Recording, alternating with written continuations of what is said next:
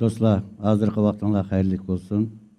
Bugün sizlerinin huzurunlağa devletimizin cümleden şərqninki ölmez tüt eseri, üç padişahlık hakkında kısa, garipki sayahat, su buyuda, Kızıl Ravaqtaki Tüş degan tüt çoğun ölmez eserden, su buyudan bize ariyet sözlemekçimen.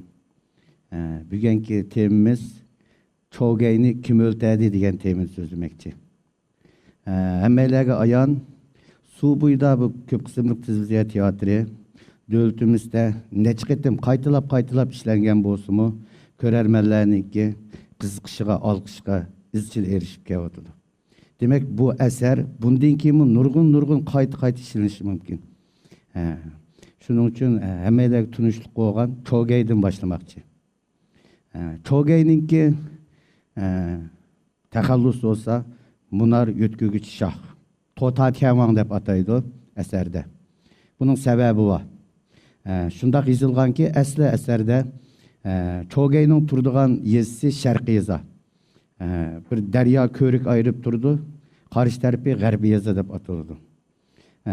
Şu çağda şu Şarkı yezada şu bir cin keçede bir xalqni sarasi misaldigan voqea yuz bergandan keyin Sharqiy yezdagi aholilar pul yig'ishib bir munar yasatıdı.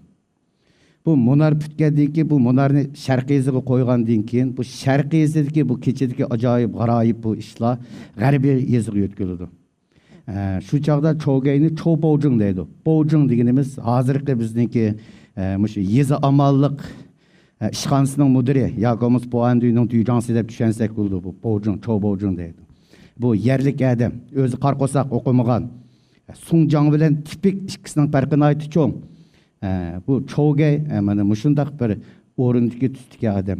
Şunun bilen Çogey bu Şarkı yezinin bir munar yasatqanlığı. Şu munar sebebidin bu Şarkı yezide kündü keşif bolatqan ajoyib, g'aroyib bu ahvolniki G'arbiy yezga yetkelgenini uqqandan keyin özü Şarkı yezgi verip, şu Şarkı yezgi yoğun bir munani bir güç bilen kötürep, G'arbiy yezgi apırıp cıqqıdı to'xtatdı. Şu sebepten su buyda degan eserde Çogeynin takallusi munar şu yötkügüçi Şah dep atalgan. Bugün endi temimizning özü qaytib keldi. Biz avval Çogey bilen tunuştuk. Onun şu vaqtdagi şu cemiyetdagi o'rnini bildik.